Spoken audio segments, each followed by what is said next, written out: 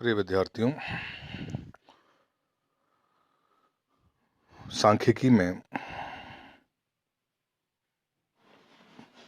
हम एक टॉपिक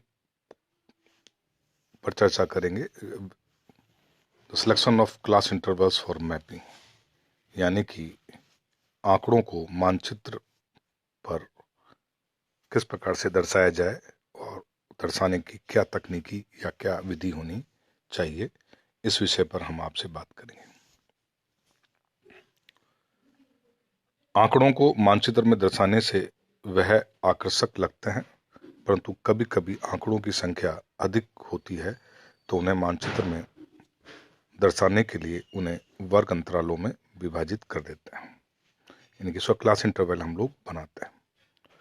वर्गों का विस्तार समंकों के अधिकतम और न्यूनतम मूल्यों के अंतर और वर्गों की संख्या पर निर्भर होता है, यानी कि वर्ग विस्तार जो होगा, जो उनका अंतर होगा, वो समंकों के अधिकतम और न्यूनतम मूल्यों के अंतर और वर्गों की संख्या पर निर्भर होता है।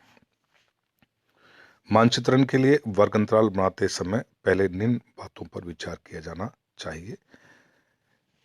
किस प्रकार से हम वर्ग विस्तार या वर्ग अंतराल बनाएं। सबसे पहले बात करते हैं वर्गांतरों की संख्या के विषय में।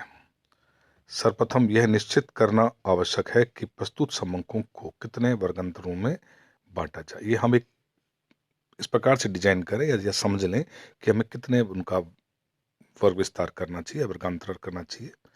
यहाँ यह ध्यान रखना होता है कि वर्गों की संख्या ना तो बहुत कम हो और ना ही बहुत अधिक हो, मतलब इतना ज्यादा हो जाए कि वो वर्ग अंतराल का कोई अर्थ ही ना निकले, या इतना कम हो जाए कि आपको उसका विभाजन करने में, उसको दर्शाने में बड़ी दिक्कतें आए। तो इस चीज का विशेष ध्यान रखना चाहिए कि संख्या कितनी होनी चाहिए।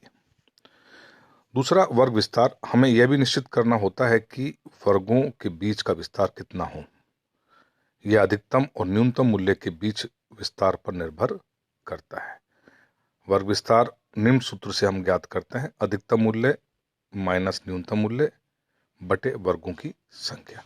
यानी कि इस सूत्र के माध्यम से हम वर्ग विस्तार निकाल सकते हैं, जिससे अधिकतम और न्यूनतम मूल्यों के बीच का विस्तार हमें पता पड़ जाता है कि हाँ, इतना विस्तार हमारा होना चाहिए, जिससे क्या है कि वर्ग अंतराल सुनिश्चित किया जा सके।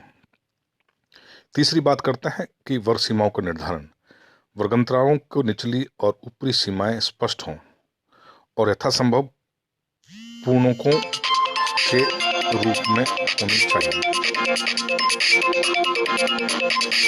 यह ध्यान रखना चाहिए कि प्रत्येक इकाइयों का किसी न किसी वर्ग में समावेश हो। वर्ग सीमाएं अवर्जी या समावेशी रीति के अनुसार लिखी जा सकती है।